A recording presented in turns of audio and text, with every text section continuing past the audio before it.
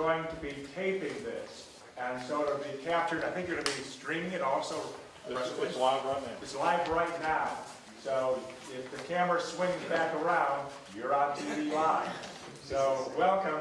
This is an event that is co-sponsored by the Shreveport Times, the Shreveport Bar Association, the law firm of Blanchard, Walker, O'Quinn, and Roberts, and LSU Shreveport. I'm Larry Clark. I'm Chancellor of LSU Shreveport.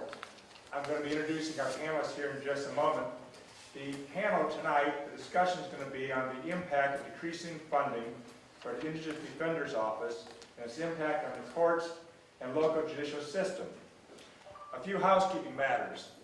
The exits are located where, looking on the top part up there, there's also an exit right over here. There are restrooms that are available to you. There's none in this auditorium. But if you go out that door right over there, the set of doors, and go straight across and into the building, if you go to the left, you go to the men's, you go to the right, you go to the women's. So if you're needing to use the restroom, that's where it is. And you can get to it by going out that door, coming over, going to the center door of the next building. But it's just immediately behind you. So that's where the restrooms are. Again, I've told you that KSLA is video streaming this event, and they're currently on with it. Audience members, you will be permitted to submit written questions to the moderator, and I'm the moderator, and I will then look through those to ask questions. So you will know, we expect that our questioners are going to ask some questions. They'll get to a point where they will then stop and allow the audience to ask questions. We'll collect up those questions you have. I will ask the panel, and then they will regroup a little bit where they are and then start again. So you'll know how we will work this. We do request that you audience members be respectful. There's going to be a number of different opinions given tonight. We, again, request that you be respectful of our panelists in terms of the discussion that will occur. You will hear tonight a discussion about the crises that faces the public defender program, but ultimately what we're hoping to do is be talking about looking for solutions, not looking at the reasons for the problem. I think there's lots of those, but we're looking for solutions of which we're hoping to find. I'm going to quickly go through and introduce the panelists right now. I have it alphabetically in order, so I'm going to start with Mr. Tom Arsenault. He is shareholder and director, Blanchard, Walker, O'Quinn, and Roberts.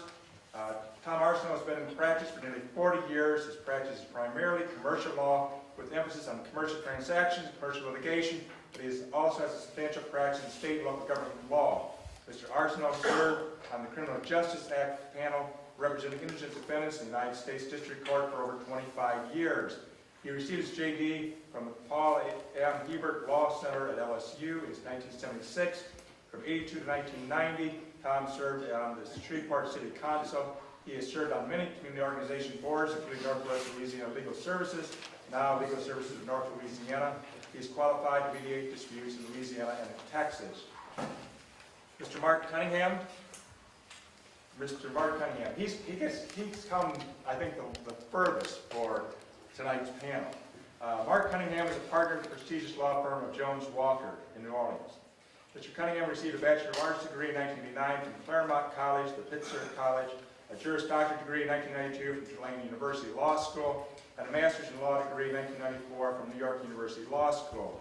He maintains an active national trial and appellate practice focused on antitrust, intellectual property, export control, and securities disputes, and has been annually recognized by Benchmark Litigation, Super Lawyers, the Best Lawyers in America, and New Orleans City Business for his trial work and leadership in the New Orleans legal community.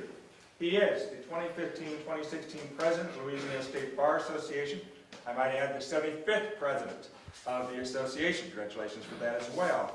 And there are 21,000 members in the practice of law who are members of the Louisiana State Bar Association. The next person I will introduce is James T. J. Dixon, Jr., Louisiana State Public Defender. He also has come a long way to be here with us. Thank you for that. James J. Dixon secured his undergraduate degree from Bucknell University and his Juris Doctorate from Loyola Law School in New Orleans. Mr. Dixon served as a law clerk at the Louisiana Supreme Court for former Justice Pike Hall. He has served at Jefferson Parish Public Defender's Office as contract counsel and later joined the St. John's Parish Public Defender's Office as a full-time line defender. He then served as Attorney General for the Republic of Palau. There you go, a small island nation in the Pacific Ocean. Could be a story of its own, probably, if we had time. Upon his return to the United States, Mr. Dixon was the judicial administrator for the 12th Circuit Court for the state of Virginia. After Hurricane Katrina and Rita, he and his wife felt compelled to return to Louisiana, where he began serving in public defender roles. Mr. Dixon was appointed state public defender in December 2013. The next person is Honorable Judge Brady O'Callahan, First Judicial District Court. Judge O'Callahan graduated from Caddo Parish Magnet High School and went on to Yale University, where he received his degree in philosophy with honors. He then obtained his Juris Doctorate from LSU Law School. Judge O'Callahan entered diverse private practice before becoming a prosecutor in New Orleans. Nearly a decade ago, he returned to Shreveport with his wife and has worked as a prosecutor of violent crimes in Caddo Parish until his election to the bench in 2013. He currently is assigned to the criminal section for the First Judicial District Court. Ms. Pamela Smart. She is the Chief District Public Defender, Caddo Parish District. In late 2015, Pamela Smart became the Chief District Public Defender for the First Judicial District Court, Caddo Parish. Prior to that appointment, she was the Chief Judicial District Defender for the 26th Judicial District Court for Bossier and Webster parishes. She has been a public defender for 25 years. Prior to going to law school, Pam worked at the Northwest Louisiana Crime Lab as a forensic serologic, and she has represented innocent defendants in federal courts, a member of the Criminal Justice Act panel for the Western District of Louisiana. Honorable James E. Stewart is the Caddo Parish District Attorney. James E. Stewart Sr., born in Shreveport and raised on family values and strong work ethics, is a distinguished lawyer and former judge with 35 years of experience leading Caddo Parish. He is a Hall of Fame honor graduate of C. Byrd High School, who continued on to receive his Bachelor of Arts degree in Political Science from the University of New Orleans, and Juris Doctorate from Loyola School of Law. Mr. Stewart was elected Caddo Parish District Attorney this past November. He has previously held positions of Assistant City Attorney, Assistant District Attorney, First Assistant District Attorney. He's also held titles of District Court Judge, Louisiana Second Circuit Court of Appeals Judge, and he's been busy. Now, we have two individuals that are going to be the questioners, and so they're located right here also. So, Ms. Allison Bath is Executive Director of the Times. Ms. Bath joined the Times as an investigative reporter in April 2007, coming from Reno, Nevada. She went through a number of positions with the Times, became Executive Editor in 2014. During her tenure at the Times, Ms. Bath has spearheaded watchdog initiatives on racial profiling, police brutality, child abuse, campaign finance, and BWI, among others.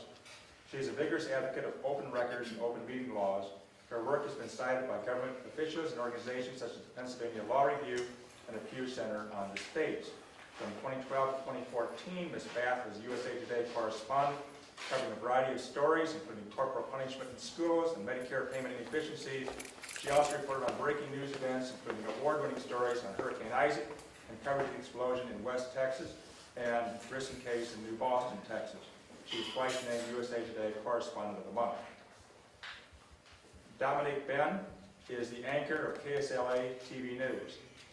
Ms. Ben anchors the news that you undoubtedly see if you live in this region at 5 o'clock, 6 o'clock, and 10 o'clock, Monday through Friday. She has worked in newsrooms in Mississippi, Georgia, and Virginia. In April 2009, Virginia Associated Press named Ms. Ben Best Anchor of the Year. She is the recipient of 2 prestigious Edward R. Murrow Awards, including her investigative report, Bad Medicine. In January 2008, Ms. Ben was featured in Ebony Magazine as one of the 30 talented young adults on the rise. Since coming to KSLA News 12 November 2010, Ms. Ben has worked on several investigative reports. Her report on protective orders shined a light on domestic violence and an alarming number of murder-suicides in Shreveport-Bossier. The report also caught the eyes of state lawmakers seeking to make laws tougher on those who violate protective orders. Ms. Ben has a Bachelor of Science degree in Telecommunications News from the University of Florida. Those are your panelists. Those are your questioners. I'm done. I'm sitting down. Enjoy. Okay, I'd like to ask Pamela Smart and also D.A. Stewart to kind of characterize their offices. And I'd like you to tell me what your annual budgets are, the numbers of your staff that you have, any caseload, backlog, that you have, as well as, can you describe for me also what your funding sources are? The funding sources are things that, this is part of the problem, are things that are not very easy to gauge when you're going to do a budget. We get some money from court costs, we get money from bond fees. There's a couple of different things from bond forfeitures. When someone makes bond, we get a little bit of that money. We get some sources from our clients. When someone gets appointed to us, they come to our office and we assess a $40 application fee if they're out on bond.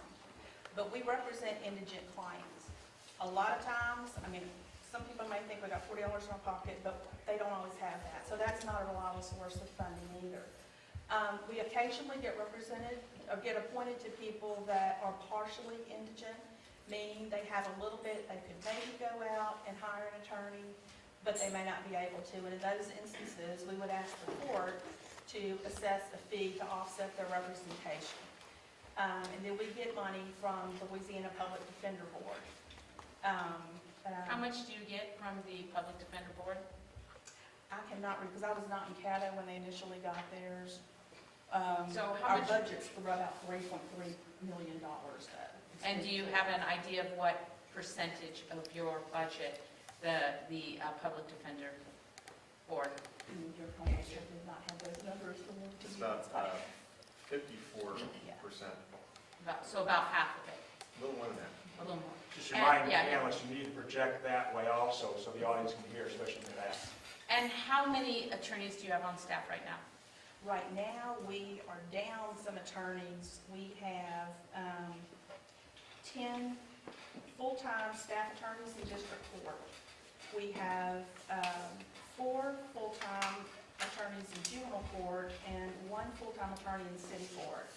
We are down a total of 7 attorneys, and that makes a huge impact on the caseload. You were asking about the caseload. Right, I wanted to know how much caseload you had and if you had a backlog. We do have a backlog now because we had to transfer cases from those attorneys that were let go. So, because we were not going to be able to make payroll. So we let some attorneys go. Those cases, we let 1 attorney go out of each of the 5 criminal sections. We had 3 attorneys in each of those sections, which meant that when those attorneys were let go, then those cases had to be divided between 2 attorneys, and that pushed their caseloads up to anywhere from, it varies from section to section, but it's about 200 to over 300 cases that are pending now. And it's anything from murders and rapes down to misdemeanors. So they are grossly overloaded. D.A. Stewart, what's your annual budget? Approximately $7.5 million, have almost 100 employees, 30-something attorneys, and we cover 5 criminal sections. We also cover juvenile court, child support, appeals, screening, and other sections. And what is your caseload for each attorney? It varies. I have some misdemeanor attorneys who have over 700 cases. My felony assistants have 300 and some cases, then my section chiefs have cases also. So it varies. There is a backlog, large number of cases. We're understaffed in juvenile court, but we have a large number of cases. Also with child support, we work in 2 different courts, juvenile court and district court. And what's your funding sources? Primary funding source is the Caddo Parish Commission. We get a percentage from some revenue like Indian Defendant of Local Revenue. We get, I believe, about 12% of our budget comes from the state. I'm going to pose this question to Mark Cunningham, all the way up from New Orleans. Mark, explain how funding is done across the country versus funding done here in Louisiana? And speak specifically to the pay system. You told me earlier the pay system is the only one of its kind in the country right now here in Louisiana. So what you're hearing today, and what you'll hear a lot of, is that we have a system that is inadequate, it's unstable, and it's unreliable.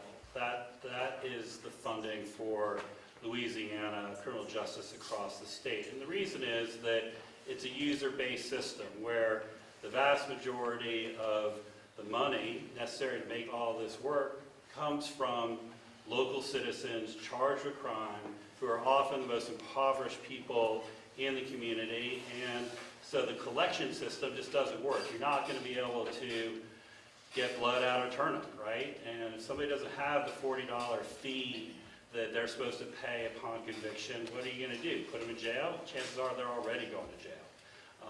And they're certainly not going to be able to earn the money to pay off the fine that they need to pay to make the system work. And think about it also from the criminal, from their perspective. They know that their lawyer, the public defender, only gets money for his budget if he loses their case. That creates an inherent conflict of interest between the defendant and his lawyer. Because what's he supposed to think? Because if he wins the case, he doesn't have to pay anything at all. What's the scope of the crisis, and speak specifically about the 7 defendants down in New Orleans? I believe this case has gone to the Supreme Court, where a judge has said basically if there's no money in the system and nothing can be done, he has to let these 7 defendants out. And also speak about the scope of the crisis. We have many people in jail. Some people have not even been appointed an attorney. We're not talking about a trial, but appointed an attorney, and they've been in jail for 3 years. So the crisis here exists across the state to varying degrees. It's really bad here, but it's also very bad in Orleans Parish, very, very bad in Lafayette. You have literally hundreds of people who are charged with very serious crimes, who are in prison and who don't have lawyers. And if they don't have a lawyer, their case is not moving, and so they sit in prison waiting for a lawyer to come. Some people have already been in prison for several years, waiting to be able to go to trial. And so there is a case in New Orleans where a judge has taken the ultimate step, and this is not something any judge wants to do. But at the end of the day, if the funding for criminal justice system does not exist, the judges are going to have no choice but to release people charged with very serious crimes from prison if they don't have any prospect of getting a lawyer anytime soon and being able to go to trial.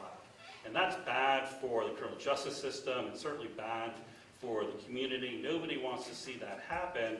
It's drastic, it's dramatic, and the outcomes could be horrible for the community. But this particular judge in Orleans Parish felt like he had no choice with respect to 7 defendants. He has stayed his order releasing those defendants so that the case, his decision, can be reviewed by the appellate courts, and it's currently working its way through the system. Why haven't we seen that happen here in Caddo? Bossier? Well, there's a judge on the panel, and they can talk about how they've handled the issue here, but my understanding is that the judges in this parish have made the decision that they're going to appoint private lawyers to fill the gap. And that is and has been a temporary fix in many parishes over the years. But at the end of the day, that's not a real fix, because many of the lawyers who are being appointed don't have the qualifications to be able to actually do the work that they're being asked to do, and in many cases are being asked to do work that they're ethically prohibited from doing because they're not competent to in fact do it. And at the end of the day, you're asking a private lawyer to show up in a courtroom and dedicate hundreds of hours of his time for free on behalf of the state, and the only person in that courtroom who is not being paid is that private lawyer. And that's a real problem. And it's a real problem not only for the lawyer, but it's mostly a problem for the public, because it undermines all of our confidence in the system itself. Let me ask Judge O'Callahan to piggyback off of that. Are we at that stage yet? Well, first of all, the situation in New Orleans with Judge Arthur Hunter, there's a little bit more to that story in the sense that at least one of the lawyers that was appointed by Judge Hunter and precipitated that crisis going to the Supreme Court has been a contract employee of the Public Defender Board in the past, doing capital post-conviction work, and has been paid hundreds of dollars in expert fees per hour in other cases. So the notion that some random lawyer was grabbed in that case and pressed into service, I want the public to understand that judges don't take it lightly at all to ask private lawyers to step up. And if we had a silver bullet, we would certainly fire it before we imposed upon them. And I don't think that it has been at all an ethical challenge for most of the attorneys I've seen in my court. We're very careful to not give somebody who's a bankruptcy attorney as their first appointed case a second-degree murder.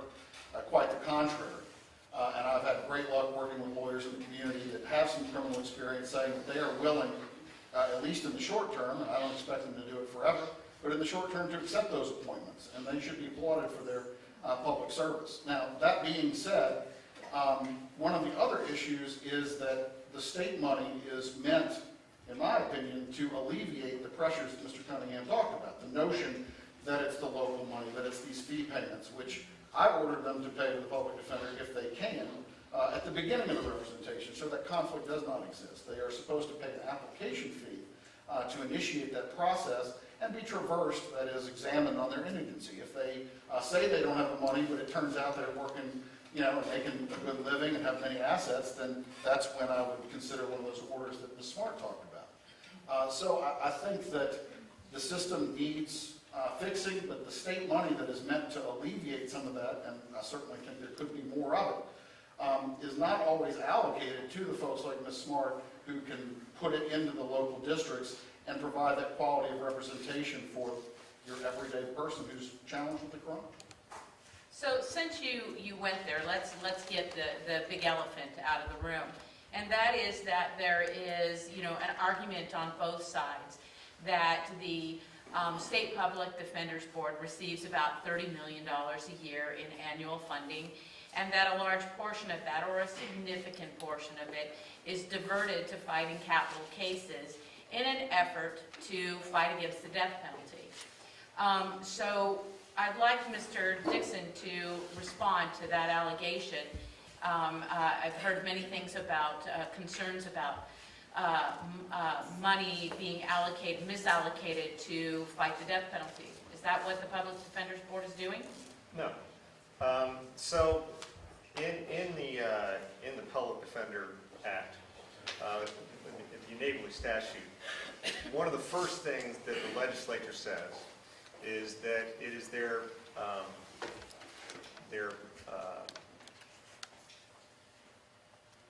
essentially their direct order to the board is to make sure that capital cases go forward. Because prior to the board, historically there was a problem with funding. And so what happens if you're a defense attorney and you don't have funding in a capital case? You start filing motions demanding funding. Because you cannot proceed if you don't have the proper experts, if you don't have the proper defense. And so capital cases throughout the state were being gummed up because of these motions. And so it was the express intent of the legislature that not happen. So there's a directive to make sure that capital defense and capital cases go forward. With that in mind, the board has, in fact, funded capital trials, capital appeals, post-conviction, expert witnesses, and they have done that every year to make sure that doesn't happen. So to say that there's some sort of scheme to get rid of capital or to overfund capital is just false. It is a directive from the legislature, and the board follows that directive. So how much of that $30 million annually is being used for that? Annually, it's about $10,000. Maybe. Excuse me, I'm sorry. $10 million. Sorry, that would be great. So about it's approximately a third of what the legislature gives to the board.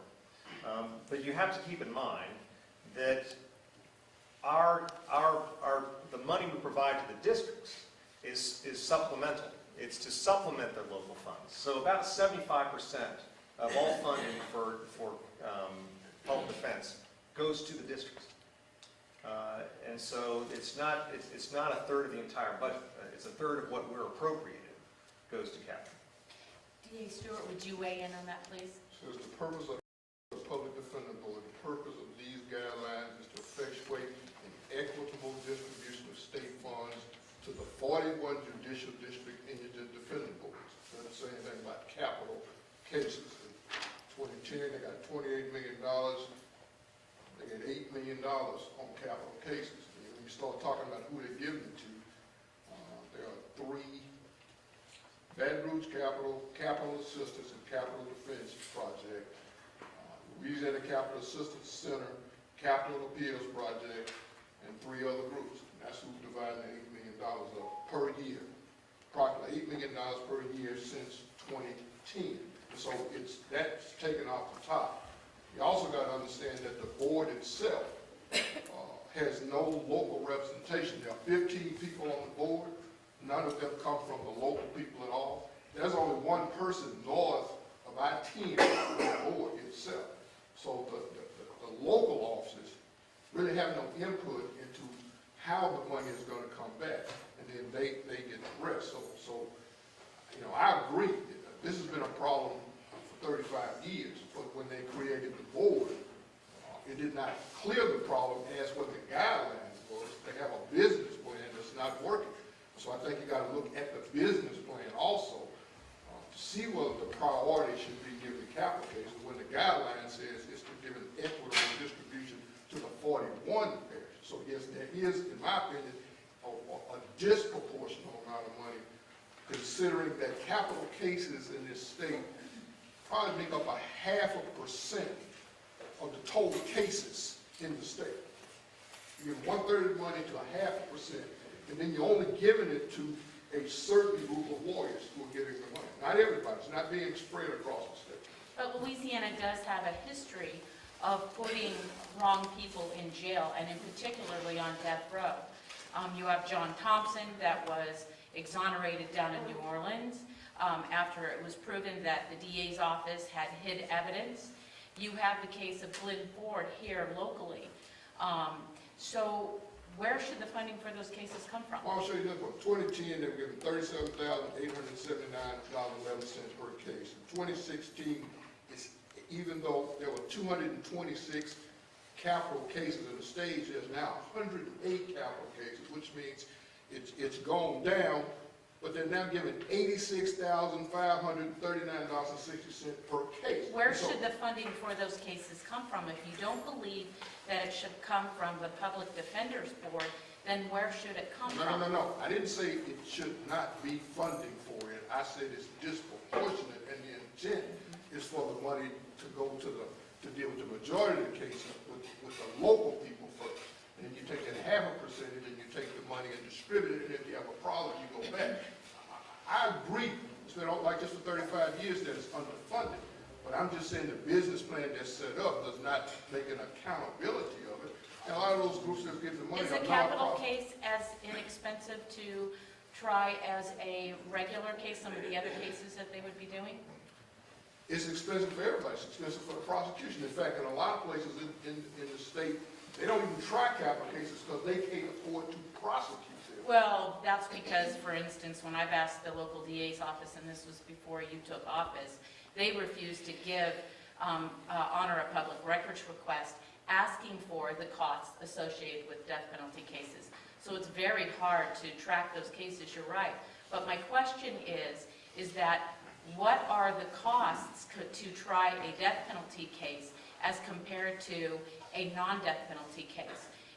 It is much more to prosecute a death penalty case. The question is whether or not it is as much as being allocated. And I would think pundits would disagree. Every case is different according to where it is, the prosecution and the defense. But when you only have a pie of so much money, and the intent is to make sure that the 41 people who are representing thousands of people get the money, and you cut 1/3 of it off the top, the pie is really too small to handle the majority of the cases. The capital defense system and punishment system in Louisiana is completely broken. And you have right now you have 45 cases across the state that are charged with, that are capital cases that haven't gone to trial yet. We're going to spend about $5 million defending those cases. And that may seem like a lot of money in total, but it actually isn't. These people who defend capital defendants are under the most serious microscope all the time by interest groups everywhere. And the studies always show consistently, year after year, that they do their job efficiently, they do it effectively, and they're quite good at what they do. Now, what that has resulted in is having 2 capital cases go to trial per year in the state on average, and 1 conviction out of those 2. And executions don't happen in Louisiana, haven't happened for years. And so we as a state have made this decision that we're going to allow for capital punishment. Costs money. But capital punishment, this whole issue on finances and capital punishment misses the point. That's not why the system is crumbling. You could take all the money that's spent on capital cases today, apply it to the districts, and you're still going to have a fundamental problem across the state, because it's really just going to take more money to fund the criminal justice system than the $10 million that they spend per year on capital punishment. And so the argument that you're hearing is, everybody's making valid points. There's room for discussion among the stakeholders, but all they're talking about are issues at the edges of the problem. They're not talking about what's going to actually solve the problem. What's going to solve the problem, and the only thing that is going to solve the problem, is getting rid of the user pay system that we have a state allocation that goes to the districts every single year so they know how much money they're going to get every year, so they can budget appropriately, so they can plan appropriately, instead of having to basically live life day by day not knowing whether they're going to be able to keep the doors open. That's the only way we as a community are going to have actual confidence in the system to make sure that it's working correctly for everyone. So that brings us to the next question for Mr. Arsenault. How is this impacting your firm, and how many of your lawyers have been asked to step up for criminal cases? All of us, all 21 of us. And some have had 3, 4, 5 appointments. You know, about half of our lawyers have never tried a case. So what We're a type very, of, very good law firm, but we have a lot of significant office practice, oil and gas practice, other kinds of practice. I have done some criminal work, and I consider myself competent to do that work. I guess my real issue with this is I believe the Supreme Court's authority says that lawyers at least have to be compensated to the extent of their overhead. Now the secretaries are paid whether I get paid or not. The rent, Regent's Tower expects us to pay the rent whether we get appointed for free to criminal cases or not. And so we have expenses that go along with the practice of law, which is really, frankly, not the same as it was in the 1970s, in days of minimum fee schedules and mandatory percentages for successions and other kinds of things. The law now much more closely resembles a business from the financial standpoint than it does a profession.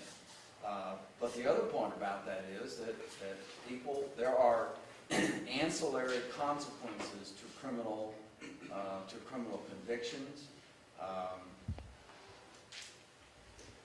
If you're not accustomed to standing in a courtroom and making objections, it is not something that comes naturally, and you do much better if you have some practice at it.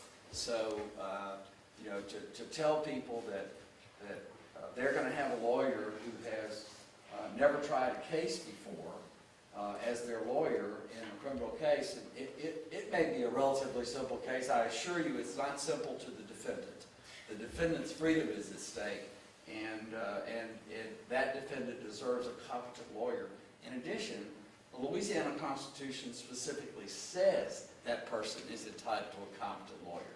Article 1, Section 13 of the Louisiana Declaration of Rights is broader than the right to counsel in the Sixth Amendment to the United States Constitution. So, Can you give us an idea of some of the cases that you're being asked to try? I mean, are we talking about misdemeanors, murder cases? I don't think anybody, we don't have any murder cases. We do have some, crimes of violence. I don't think we have any rape cases, and I haven't really, we don't necessarily keep track of it. There are a couple of Louisiana Supreme Court cases that I believe mandate that judges have to be able to find a source of funding. The Supreme Court disagreed with me. I went all the way to the Supreme Court on that issue, but there are other lawyers who are now working through the system because they will need investigators, they will need, one of the things about a DA's office is that a lot of their investigation is done by people with other budgets. They're called sheriffs and police departments. Public defenders don't have that, and private lawyers appointed do not have that. So, we have to find a way to fill this gap. And I did notice somebody come in that I want to make sure that she gets recognized, who came in the audience. The last time we had this crisis, there was an advocate in the state Senate who managed to get the large Band-Aid that we had until now. And her name is Lydia Jackson, and she's back there, and thank you very much.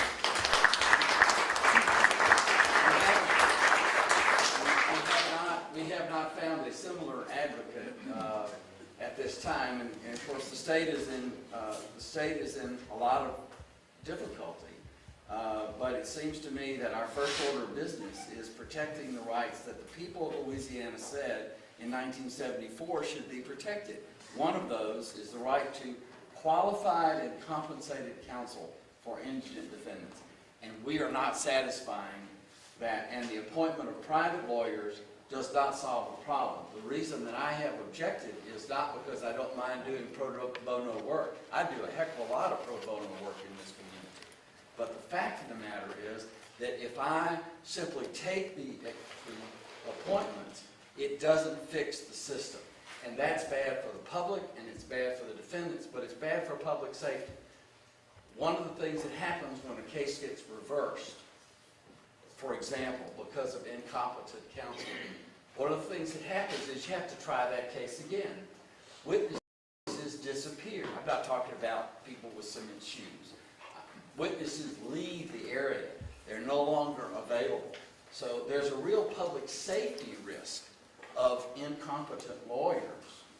Competent as lawyers, but not competent as criminal defense lawyers, handling cases that ultimately get reversed. And not only will innocent people perhaps get convicted, but more important to the public, guilty people may go free. And that is just as big a risk. So it is time for us to figure out a way to handle this efficiently. Here's another thing. If you have the 3 or 4 people in a section from the public defender's office, they have 20 cases on the docket. So that's fairly efficient on that day, okay? A single lawyer with a single case comes, and when you go to Judge O'Callahan's court for arraignment day or for an ordinary hearing day, there might be 30 or 35 cases on that docket. And they all have to be handled, and they have to be handled in some order. And so the private lawyer who has one of those cases has to sit there. Now, I will say this.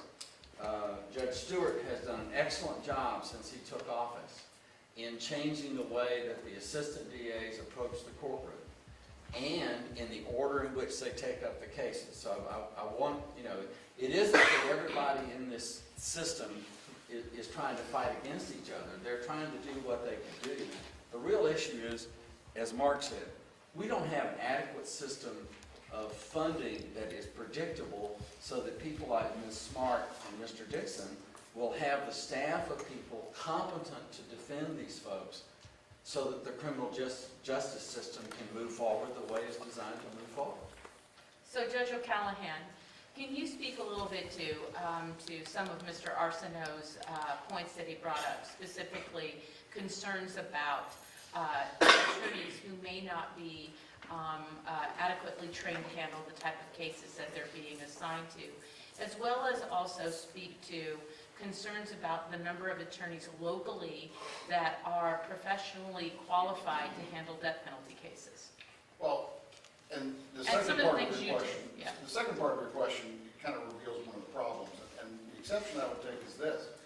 I agree more money should go into the system, but as it's currently constituted, I don't think the legislature, I mean, at least the legislators I've talked to about this, believe that if they were to by some miracle find money to put into it, that it would go to the districts. They believe that based on their past experience, the number that Chris was talking about, that it'll just go into the capital cases. Now, capital cases are important. They are expensive. Once upon a time, they were handled by very qualified attorneys who worked in local offices like Ms. Smart's office.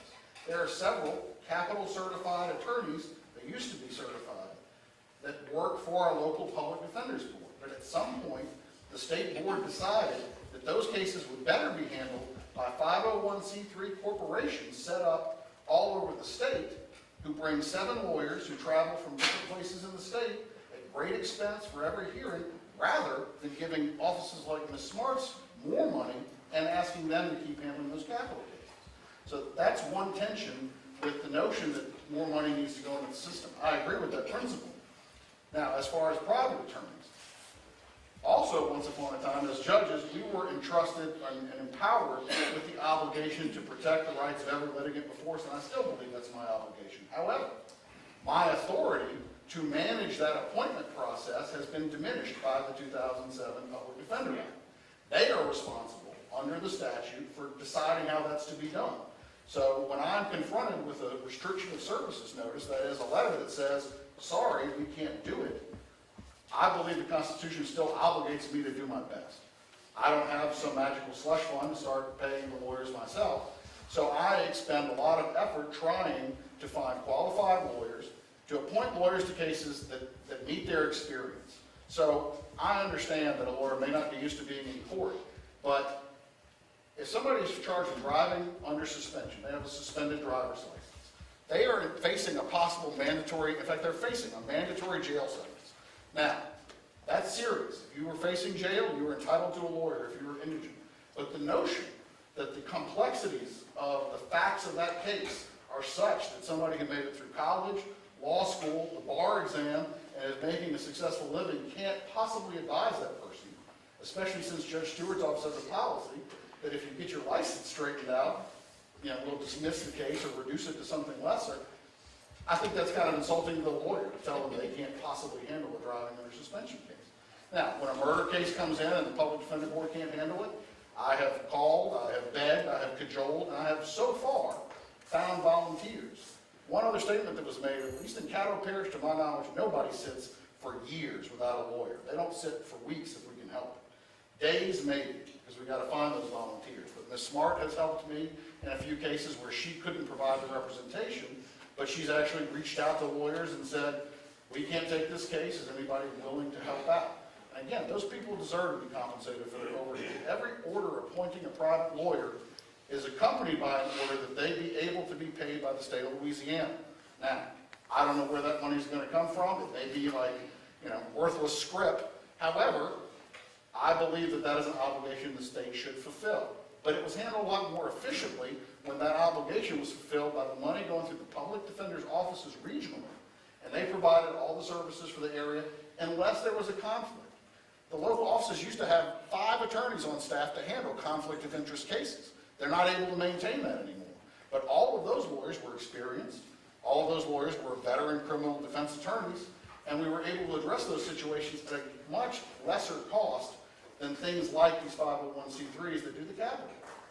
Again, I think it's if there was a more efficient allocation of resources, it'd be a lot easier to try to sell the people of the state on the notion, now the system is working as well as it can with the money, let's put more money into it and make it work the way it ought to. Ms. Smart, would you please address, if the system isn't fixed, if we don't address this quickly, what's at stake? Well, what is probably gonna happen in Caddo, and like I said, we literally go from week to week to see how many checks come in, what we get from the sheriff's office, what we get from city court, with the revenues I talked about earlier. Right now, we are looking at possibly closing our doors. I mean, we're gonna make April's payroll. We might make May's payroll. Don't know about June. And then the funding that we get, we don't know when it's gonna get there. It might be mid-July. There was one year, I think it came in August. At some point, we're gonna be shutting our doors. And at that point, we may have to do this anyway, is start putting people on a wait list. And there's gonna be people sitting in jail. And that's why I know you had said, one of you had said something about, I think you were talking about the capital cases. There's a lot of people sitting in jail on non-capital cases that are innocent too, that need representation. And, I mean, we've gotta have more money to deal with that. Because you said it too, their case, if you're the defendant and you're charged with something, no matter what it is, it's important to you. And we should be able to give them an attorney. It's horrible seeing somebody dead for an attorney and have to say, we don't have any time. So I live in Orleans Parish, and our roads are real bad. Anybody been down there, you know how bad our potholes are everywhere. And they present a serious safety hazard. We as a society, though, do not compel engineers to work for free to go rebuild those roads. We don't compel people who manufacture asphalt to go give their product to the state for free, because we are a capitalist society. And we don't support and give our work for free to the state. And the state should not be asking that of lawyers either. Lawyers are dedicated to the public above all else. But at the same time, we also need to be able to make a living, raise our families, and honor our ethical obligations. Everybody here on this panel, I mean, the people who dedicate their life to public service are the heroes of the legal profession. And they're all very, very well intentioned. But at some point, and I think we're at that point as a society in Louisiana, we have to recognize that we can't just go along and get along. That we are being challenged, our fundamental principles are being challenged, and that we have to step up to the plate. And the consequences are serious. I'm not talking about this judicial district. I haven't looked at their budget, but there is a judicial district below I-10, not New Orleans, but in South Louisiana, where the allocation for an investigator for the entire year was $10,000. This is a judicial district that sees thousands of felony cases per year. And they spend $10,000 on an investigator. If you get arrested for a serious crime in this judicial district, that means nobody's going to go out into the field and talk to witnesses. Nobody's going to go out and find out the facts that you're going to need to defend yourself at trial. That is not criminal justice. That's not justice for the person who's charged with the crime. It's not justice for the victim. And it's just not how we as a society should continue to operate. I feel some questions from the audience here. Here's a question for Judge O'Callahan. Is it true that the local criminal defense bar offered the first judicial district judges their services when needed, but the judges chose to continue appointing civil lawyers alphabetically from the state bar list?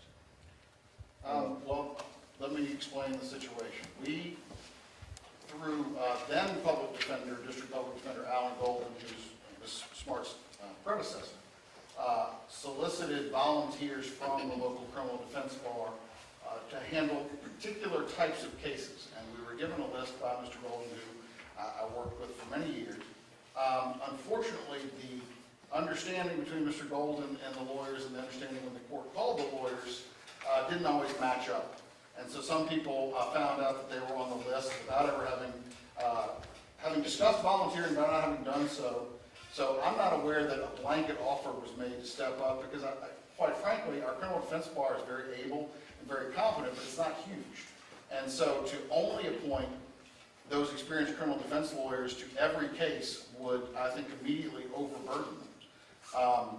Now, we do tend to call on those folks when we have a more serious case where we truly believe that the defendant's rights would be compromised by having an inexperienced attorney represent them. And again, I would rather appoint experienced attorneys at all times and have tons of money to pay them. But until there is some improvement or solution, that's what we've been doing. We have been using the bar roll and the volunteer lists to try to meet both needs. So several of whom are in this room have really stepped up and accepted multiple cases of a very serious, expensive, complex nature just out of their spirit of civic mindedness and their belief in the defendant's rights, and I applaud them for that. But if they were also handling those driving under suspension cases, I think they would have to move into my courtroom, and that would probably compromise their ability to make a living. So, Thank you. Mr. Dixon, let me ask you this question. I'm not sure, maybe it would be back to the judge, but he's just answered a question.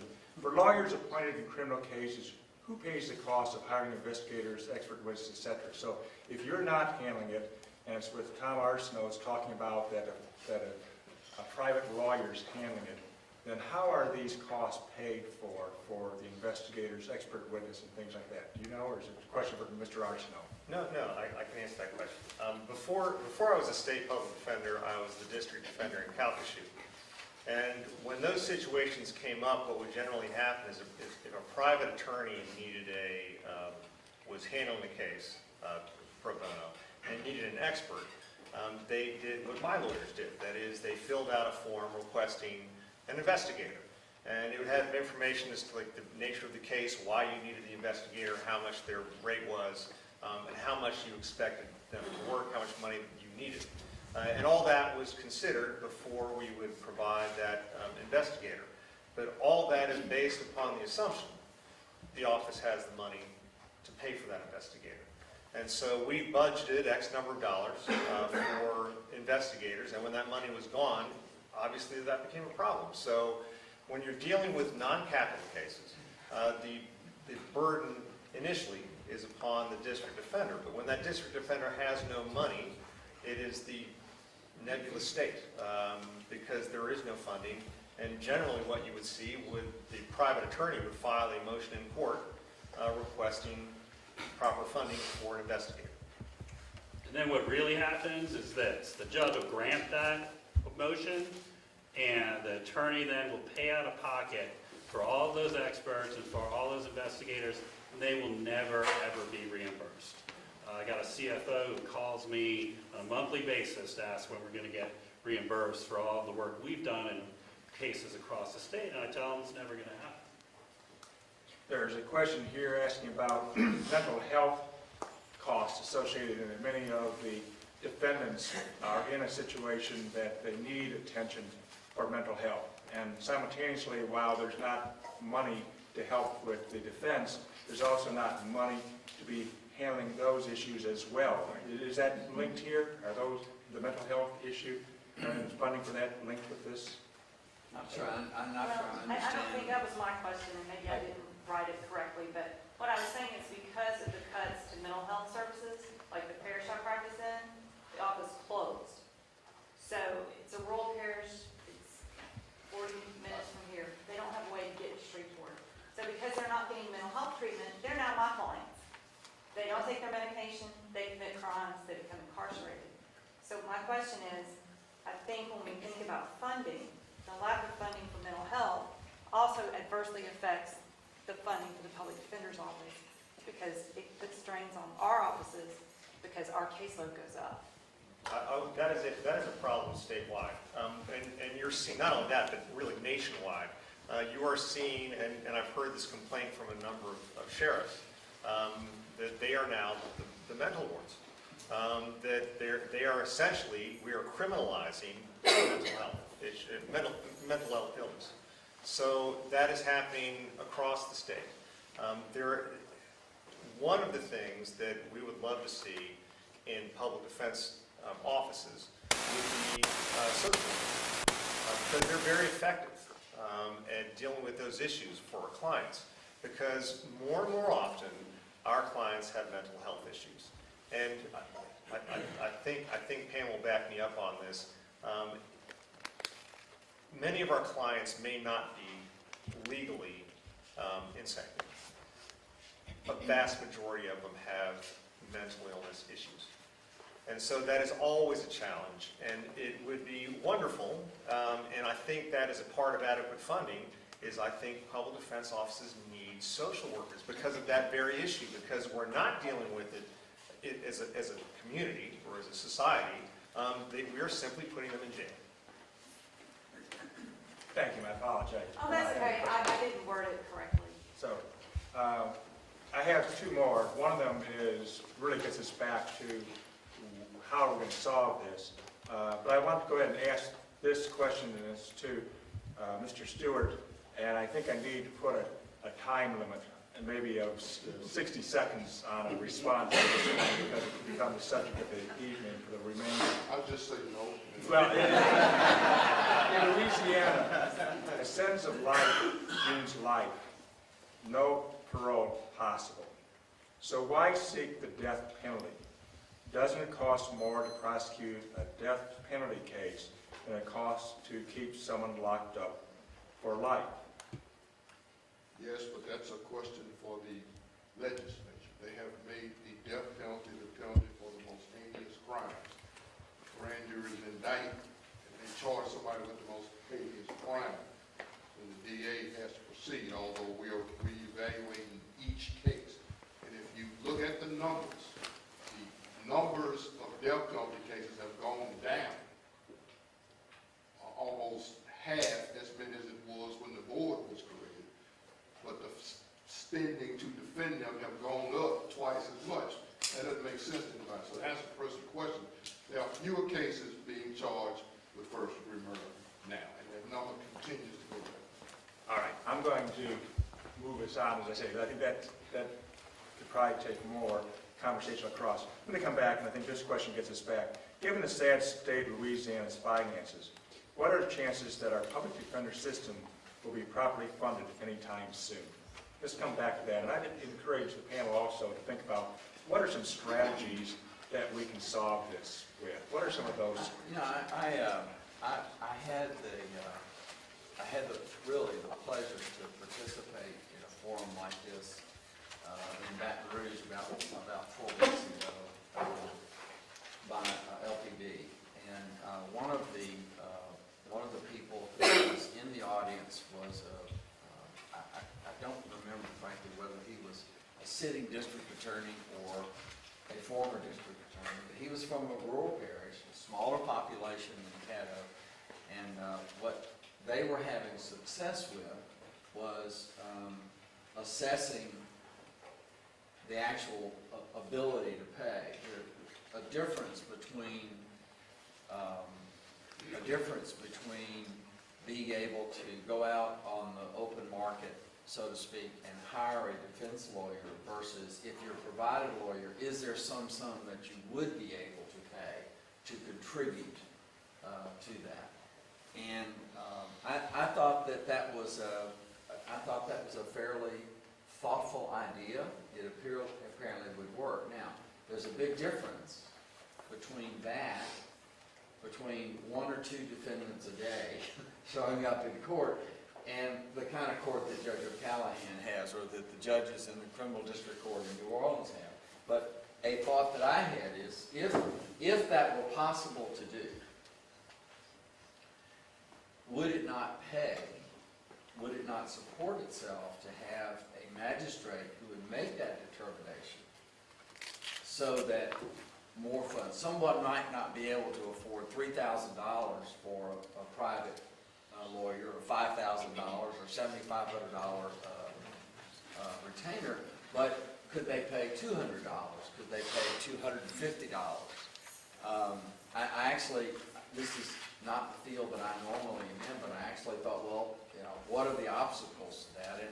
And Jay was on the panel for that discussion, and one of the things he talked about is we have to get that on the back end it's simple, there's just no way that you could dollar out trying to collect those monies on the back end. So I guess my question is, and maybe the people who have looked at it more than I have, is it possible to say, we have a magistrate, he's determined that you can pay $300, and when you bring your $300, you will get an appointed lawyer. And I just wonder about the constitutional questions and issues there. Is that a possibility of doing it? It certainly makes sense that I think many people in the system would say to you that some of the people, a significant number of the people who they are appointed to represent, are capable of paying something. They may not be able to pay a market rate, but they could pay something. And they are the ones individually receiving the services. So is that something that is possible to consider? I throw out the question, I really don't know the answer to that, but I know that Hiller Moore, who was also in that audience, says, look, we could collect $1.5 million in East Baton Rouge Parish. But I don't think you could, I don't think that's a reasonable number if you're collecting it on the back end, because these are generally people who are going to be judgment proof. They might have money. When you look at the exemption laws in Louisiana, there's a whole lot of stuff that a lot of us have that you can't seize and sell to satisfy a judgment or a legal obligation. So I just simply throw that out. Is there any possibility of that, or what do you think about that idea? I'm not necessarily advocating it, but I thought that idea had some merit to it. As a public defender, you cannot deny services because someone cannot pay the $40 application fee. You can't. Even if the judge can order it, and the judge can say you're not getting a lawyer until you pay your $40, and I guarantee you, it doesn't work. You cannot. There are people that are poor. Can they pay? Yes, and their children might not have milk for 3 weeks, or they might not have food for 2 weeks, or they're eating white bread. The counter argument is, are you trying to collect it? Are you asking for the money? Many public defenders say, we don't even ask for it. You may talk to somebody over 2 years who comes to court 12 times. If you do the math, that's just a few dollars each time they come, which is a different, what you're saying on the back end, we're talking about $40. There are some jurisdictions in this state who get 100% of the 40%. That's incorrect. That is incorrect. Nobody does. Nobody gets $100, not one. And I can show you the facts. Well, I does. got all the stats and all your numbers here, but I'm saying they're not, in a lot of jurisdictions, they're not trying. In Bossier Parish, they went to the public defender's office and said, we will try to help you collect the money. The judge said, no, we don't want you to try to help the boy. So I'm saying it's an attempt to maximize whatever you can get and then deal with what you're not getting. But if you don't ask for it, I mean, and Katrina Jackson, state representative who was in court, yesterday I went to Baton Rouge and she stated that somebody came in, got a public defender office and got a $60,000 car. So you hit a horror story, but you got to at least try to collect something, which is actually less than trying to get $3,000 on the back end. And once you maximize what you can get, then we can come in and, I'm all supportive. I'm supportive of Pam trying to get as much money as she can get to help her defend her cases. If I can address that, because I was the chief over in the 26th when some of this was going on about the $40 application fee. The problem was, it wasn't just they were offering to help collect the money. We had a couple of judges that we even had somebody come in that we had been appointed to, I think it was about 4 months we had the case. And they were set for a jury trial, and he had not paid us $40. And he relieved us. We did not ask to be relieved, but they took away his attorney. That was a problem. It wasn't with every judge over there, but we did have that problem. And you can't take away a public defender. You can't deny them, and you sure can't take them away if they can't pay the $40. There is a way to get some of that on the back end. There's something the Department of Revenue has where it's an offset program. And what we did it in Bossier, and we were able to collect some money that way. And I think Caddo maybe tried it a couple of years ago, but we're trying to get this started. If somebody gets a tax return and we file with the Department of Revenue by December 1st, then a portion of that tax return, their $40 application fee would come to us. If they're assessed $100 or $500 towards the representation, and they're getting that back in their tax return, we can recoup that. So there is a mechanism to get it if they're filing a tax But return. it's all in the back end, Right, it's all on the back. it's not on the front end, that's. Well, and But you don't I want somebody just- sit with no lawyer, though. Well, I mean, that's. well, not necessarily. I mean, I'm just thinking, I'm not, this is why I'm not a criminal lawyer. Guys, think about this. Think about what you just heard, because I don't do this for a living. I'm an antitrust lawyer, but I've been listening to this discussion and other discussions like them, all by well-intentioned people. Again, all they're talking about are dealing with issues on the edges of the problem. And the discussion you just heard, think about it in practice. They're going to spend $50 collecting 40. And that's assuming they can even collect it, because the reality is, at the end of the day, people who are poor, they have no money. And that is the bottom line, that we have an overwhelming majority of our population is impoverished compared to other states. And we have to deal with that reality and therefore allocate into a system that makes sense. There are lots of ways, like the capital punishment issue. We could do a better job with capital punishment. You can make the decision, you can turn the decision on capital punishment over to an independent commission of district attorneys so that local politics don't play a decision on whether capital punishment should actually be pursued in a particular case, and then you might end up with fewer capital punishment cases. That would save money. There are a lot of good ideas out there, ways to save money, but at the end of the day, none of it's going to be enough to actually fundamentally change the system to one that's workable.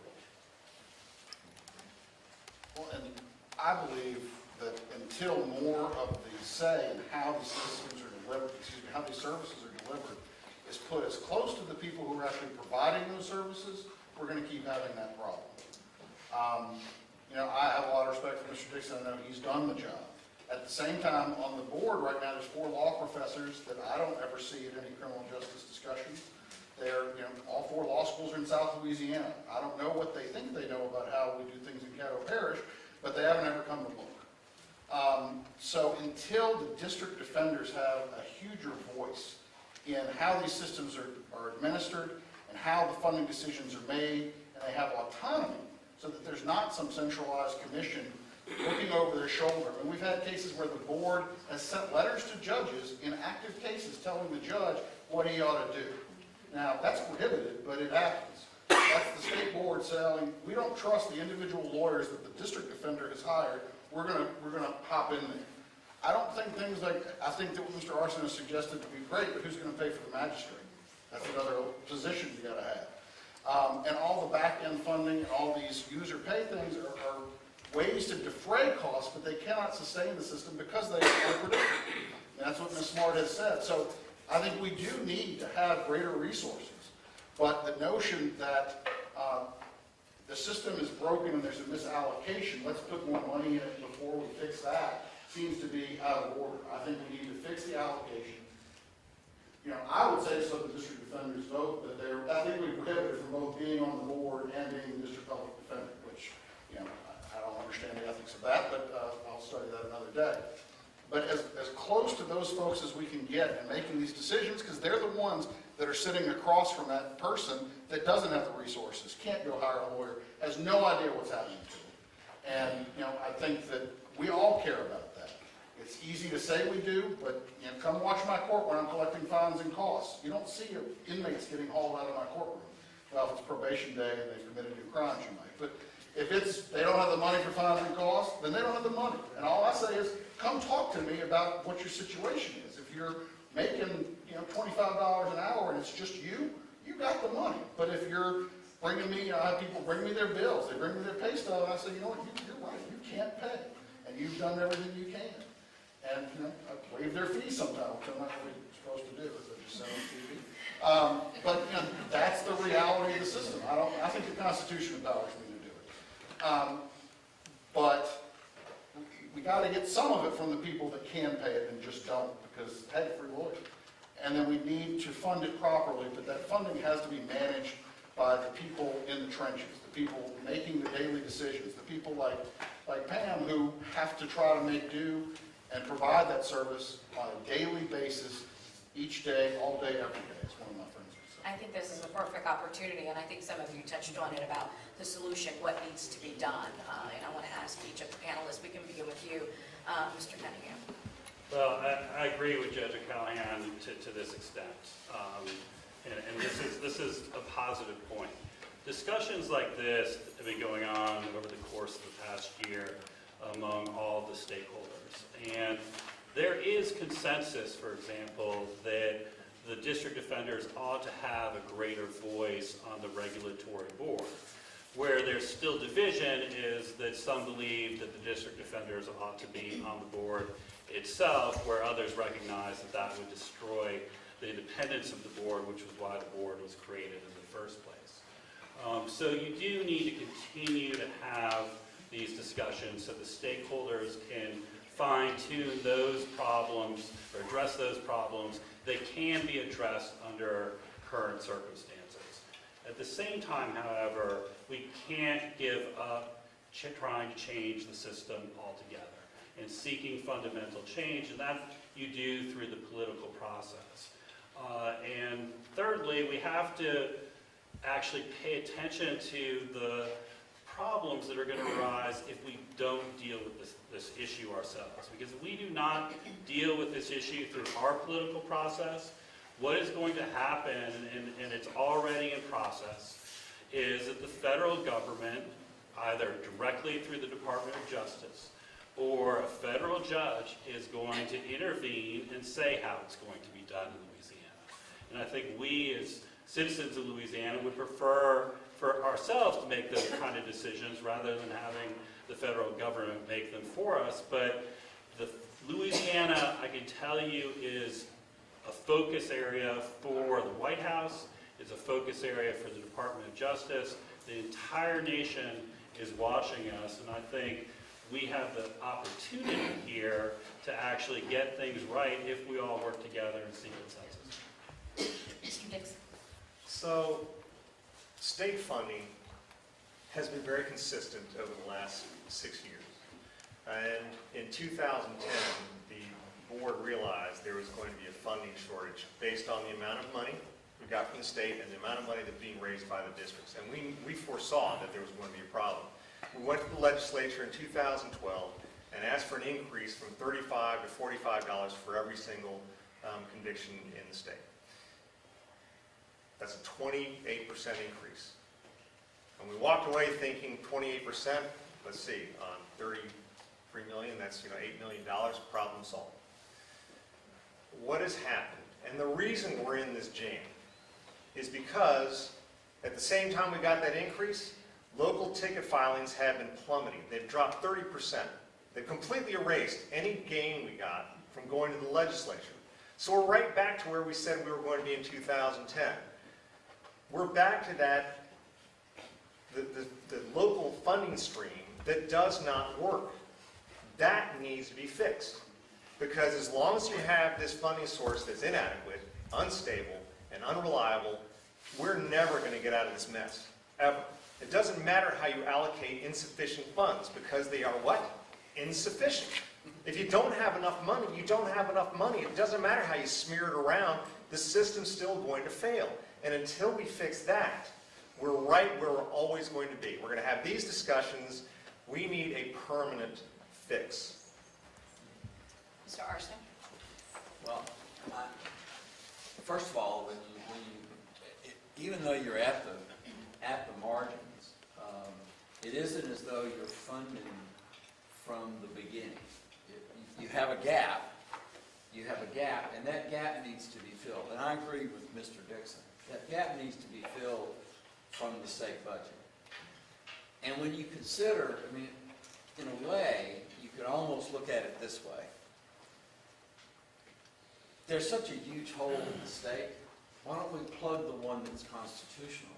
Because if you spread that around the rest of it, it really doesn't deprive very many people of very much in the way of their budget, because in the scheme of a $26 billion budget, $10 million is not much. And so there is a possibility of doing that. And if you want to, and if you really would like to recover some of that money, then reverse what we're doing. Let's use the local sources to go back in the state budget, okay? And let the state figure out how to manage that and put the state dollars that are going elsewhere into the public defender's budget so that that source would be constant. Then you'd have a different set of incentives, different thought process that would go into it. But the real solution to it is just what these gentlemen have been saying. The real solution is you have to fund it from the state level. In fact, and that is what the Constitution requires in Louisiana. The whole system we have right now really is unconstitutional because our Constitution is very specific that it should be a consistent system for competent lawyers and qualified lawyers, and that the legislature shall create this system. What it's saying is legislature, budget an adequate amount to satisfy the constitutional rights of criminal defendants. And that's what the legislature is not doing. Now, I agree, I understand, I've been an elected official, I know that there's not a huge consistency out there begging legislators to do the right thing and to fund criminal defense. Criminal defendants are among the least admired people in the society. You know, whether they're innocent or guilty, they're, to the public, most of them are guilty. And in fact, probably most of them are guilty. But they're still entitled to representation by competent counsel. The only way to solve that is for the state legislature to adopt the dollars. I think that saying we got this, we got an allocation problem, we got all that, that ignores the fellow who's sitting in the box who needs a lawyer, because he's not a party to that. And so I don't think you can wait to solve that problem until you figure out how to pay for the lawyer for the guy who's sitting in the box, or the woman who's sitting in the box. And the legislature is the group that can do it. If you want to replace the dollars, then let's reverse it. Let's let those locally generated dollars, which are on predominantly state fines, let that money go back to the state. Let the state see what that's like to have an unreliable source of funding, and let the district defenders have that money. Mrs. Smart, you mentioned that if you don't make payroll in June or July, that you may have to close the doors. What happens to the cases? That's a good question. I'm assuming they will be on a wait list. We would try to keep a couple of attorneys.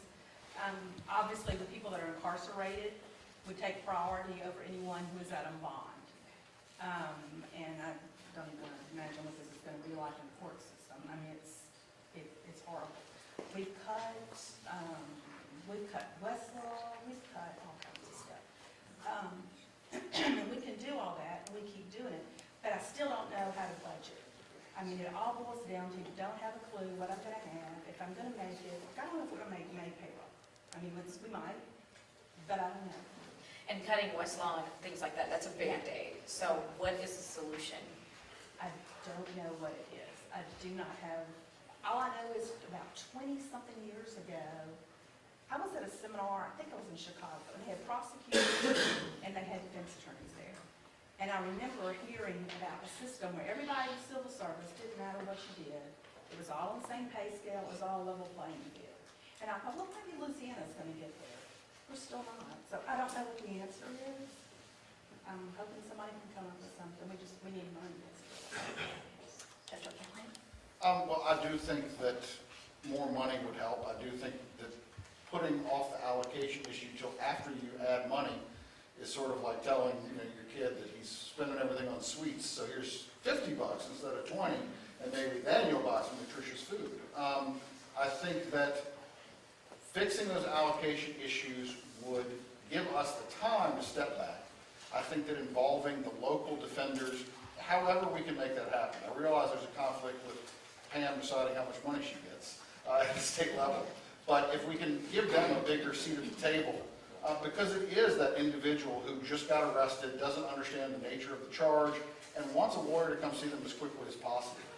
And the present system is not making that happen. I would like to see it, or even close. But I think that we've got to look at the structure of the public defender system, fix that so that it can sustain and allocate the money that we put into it efficiently and effectively for those defenders. Thank you, Judge Stewart. Quickly, equitably distribute the money that you do pay. And then empower by allowing local public defenders to have a choice of who's on the board making the decision. It doesn't have to be them, but the way it is constituted now, they don't even have a choice. As I said before, there's only one person north of I-10, and that's Herschel Richards, who represents the entire North Part on the board. And so clearly the voice in this area is not being heard when they're making distributions of money and creating the 501c capital. So we're all in South Louisiana getting that large amount of money. Maybe if it was different, that money would have been divided differently and included lawyers up here. So that's, to me, part of the solution. Empower the local people, equitably distribute what you do, and properly allocate it. And you'll be better. You won't be perfect, but you'll be better. And then the local people can work to try to fill in the gaps where they can.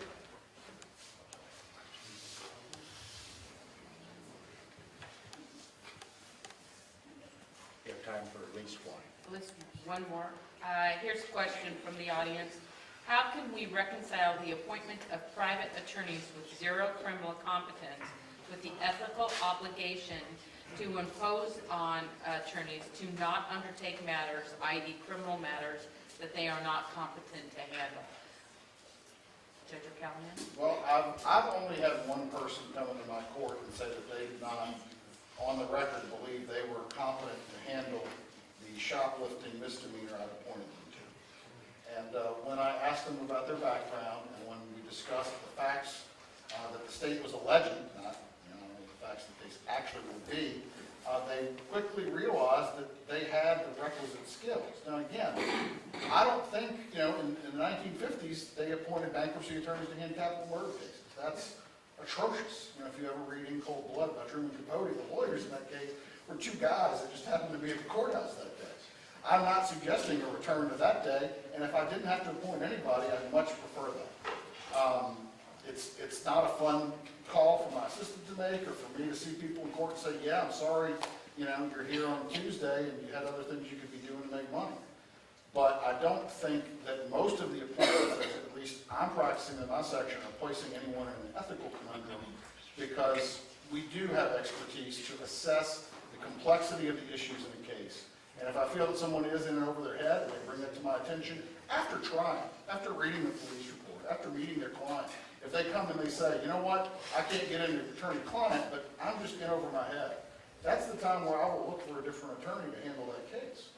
But I've not had anyone other than that one lawyer tell me that they felt incompetent to handle it once they actually saw what I was asking them to do. One more question. Do we need to shift from the audience, do we need to shift funding from law enforcement and the judiciary to public defense? And so, in other words, is the problem overfunding law enforcement? I can get Sheriff Prater here to answer that one. I know what he would say. I'll answer it. Absolutely not. There's just not enough money in the system for basic social services. And law enforcement, they deserve every penny that they get, and they should get more.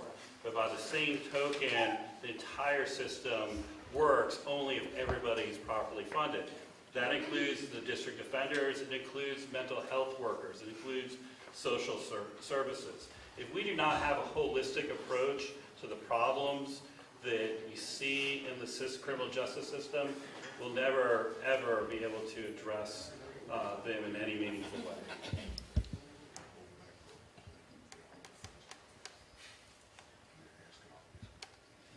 Okay.